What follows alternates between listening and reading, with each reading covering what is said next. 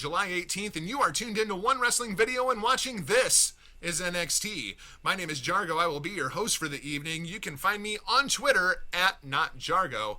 We are here tonight to take a look at the July 18th, 2018 episode of NXT, and there is plenty to unpack tonight, including a major spoiler coming out of the TV taping. Don't worry, I'll give you plenty of notice before we talk about it. It'll be right at the end of the show, so if you don't want to know, you can stop the episode. So let's go ahead and jump right on into it. This is the final episode from the last set of tapings. Your next set of tapings that is actually ongoing as this is being recorded will take us right up until TakeOver Brooklyn. Tonight's show comes to us once again from Full Sail Live in Orlando, Florida. Out first to kick things off is the leader of Team Kick, Dakota Kai. She'll be taking on the First Lady of NXT, Lacy Evans. These two women come out pretty heavy in a 50-50 matchup. Evans grabs the advantage early as Dakota Kai literally is tied to the Tree of Woe by her shoelaces. Really cool visual, super cool spot. Evans continues on offense with random kicks, punches, knee drops, and a very, very slow, methodical pace. Dakota starts to get a little bit of a comeback, but is cut off by Evans. Again, Dakota fights back to her feet, only to be cut off by Evans. A few boos rain out from the Full Sail faithful as Evans locks Dakota into a modified surfboard. Full Sail keeps trying to get some energy going and get Dakota back into the match, but Evans just continues this relentless attack. Evans goes for a middle rope moonsault, but Dakota moves out of the way and has a chance to catch her breath.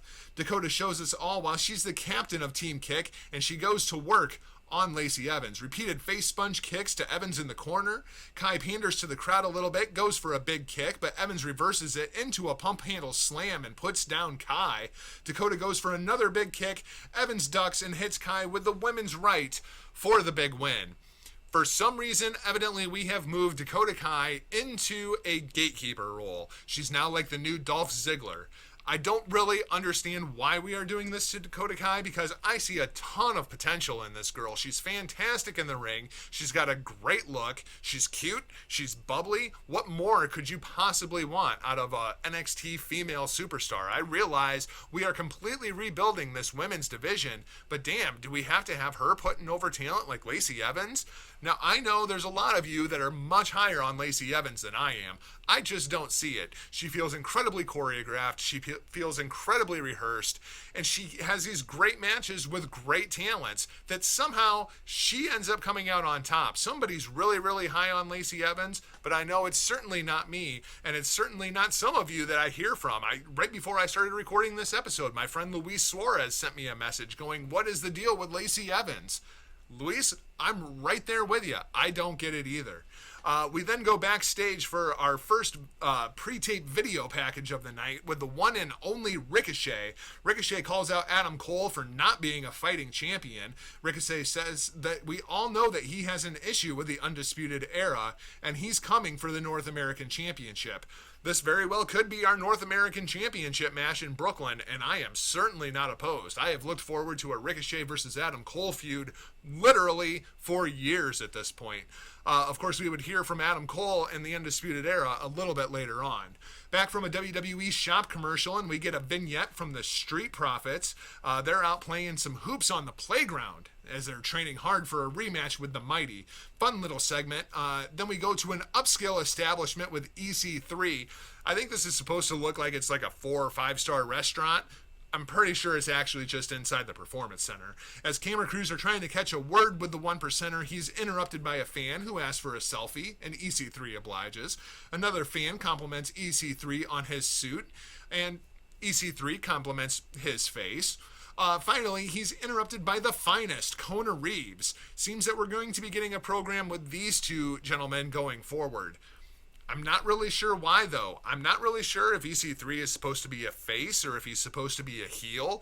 Kona Reeves, I'm pretty sure, is supposed to be a heel. So are we positioning EC3 as a babyface? Because that does not seem like a very good idea to me whatsoever. If this is going to be a heel versus heel matchup, EC3 obviously going to get the cheers. it almost seemed like they were kind of trying to put these two together as some kind of a tag team. That could be something to look out for in the future as well. We then move forward to a recap of the Sicilian psychopath Tommaso Ciampa and your NXT champion Aleister Black and their feud. This match will be taking place, of course, next week on NXT. Suspicious by his absence from this stellar video package, of course, is Johnny Badass. Last week we saw Johnny approach Aleister before the big beatdown from Tommaso Ciampa. I'm still afraid that this match is going to end the same way that Johnny's title shot ended, with Gargano attacking Ciampa on his way to the ring. Is this thing leading to a triple threat in Brooklyn? I guess we'll find out next week on NXT. And now we know, we're going to talk about it at the end of this episode. Kassius Ohno makes his long-awaited return back inside Full Sail. We haven't seen Ohno in quite a while. He's out here taking on Rick Ramirez, representing the Job Squad this week. Not a whole lot here, as Ohno actually knocks out Ramirez faster than I could type out any notes. The only thing of any note really to discuss here is Kassius Ohno's demeanor. He, number one, didn't seem like he was really into the match, and number two, after he knocked Ramirez out, he actually seemed kind of freaked out by his own strength. Something going on here with Kassius Ohno, but we're not really sure what at this point. Backstage, we go to the aforementioned Undisputed Era promo. They're just hanging out with the Gold. Cole asks the rest of the group if they want to hear a joke. Ricochet. That's the joke. He suggests that Ricochet should just back off before he gets himself hurt. Great stuff. Adam Heel, as my friend Andrew Bello over at the Next Level podcast on hackerhameen.podbean.com has been saying, Adam Heel is a swarmy dick. I love his personality, and there's just something about the way that they are shooting these promos. They always have the Undisputed Era in a different environment. They have their music playing underneath. Feels incredibly NWO-esque. Maybe Bello's right. Maybe they really are the New World Honor. Velveteen, or no, I'm sorry. We go to a vignette with the artist formerly known as War Machine. We'll get to Velveteen here in a second. Really well done story of how War Machine was born, how Hanson and Rowe became tag partners, and their journey over the course of the last 4 years.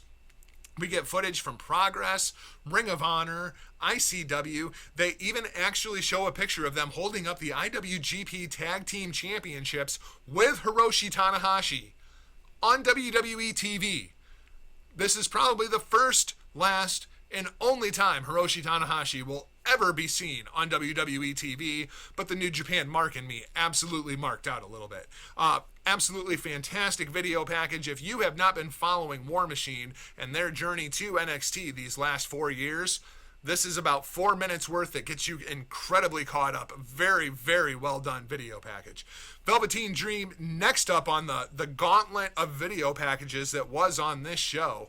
And this is hands down one of the cheesiest, corniest, most amazing video packages that you are ever going to see. This recaps Patrick's entire rise through NXT, all of his takeover matches. Absolutely tremendous stuff here. One of those video packages that's so incredibly cheesy in the best sort of way, like Sharknado-esque. Mr. Jeremy Borash, a tip of the cap to you, sir. Go out of your way to absolutely see this vignette. Your main event of the night starts off with the screams of Nikki Cross echoing through Full Sail University as her rendition of the Sanity theme song hits. Candice LeRae out next. Great to see her getting this opportunity. Followed finally by the Pirate Princess Kairi Sane. Just as the match is about to kick off, out comes your NXT Women's Champion Shayna Baszler. She'll be joining us on commentary. Nikki Cross, way too happy to see the champion here tonight. Way too happy. Kind of creepily way too happy. These three women go hard straight out of the gate. All three of these women vying for an opportunity on NXT's biggest stage against the champion.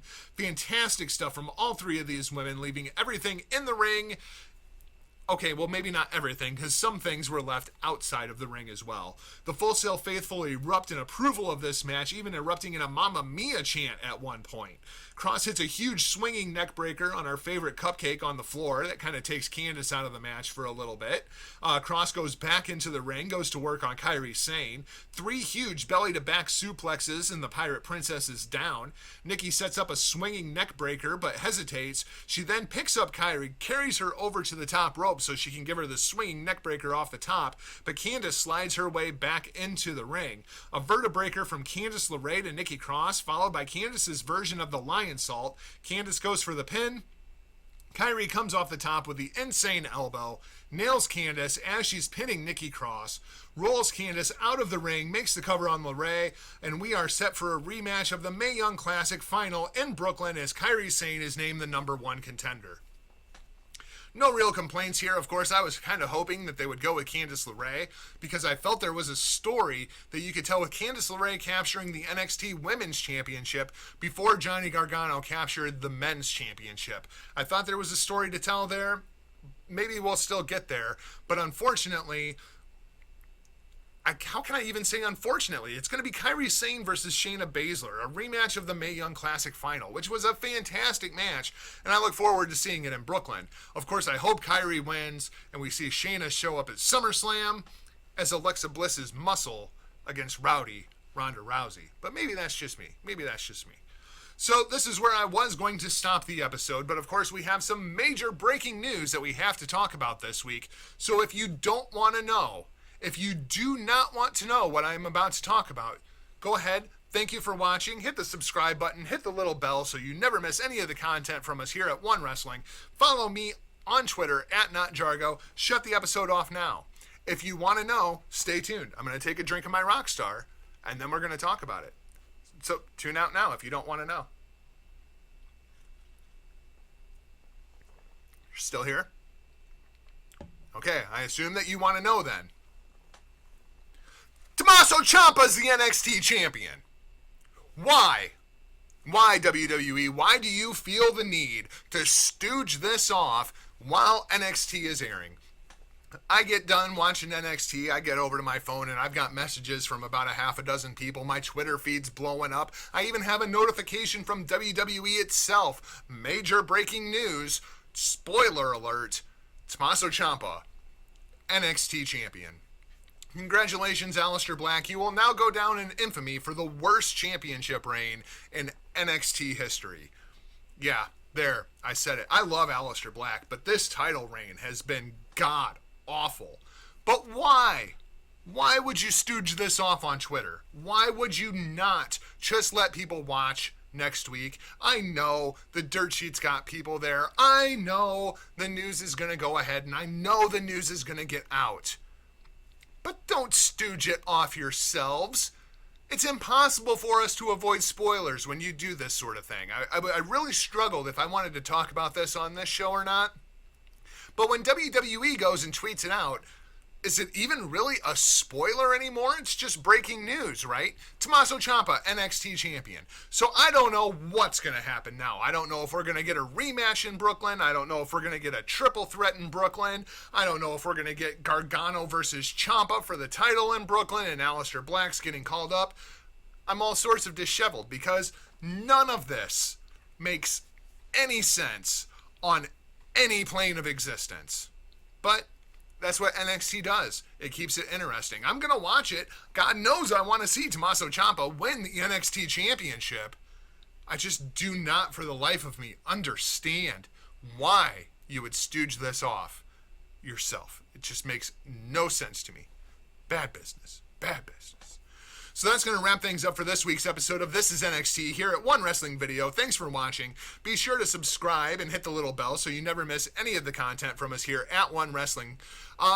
Shoot me a message on Twitter at NotJargo. Let me know what you think of Ciampa winning the championship. Do you think it's okay for WWE to go ahead and tweet out this information? Or do you want just a little bit of a way to avoid these major spoilers like the one I just gave you?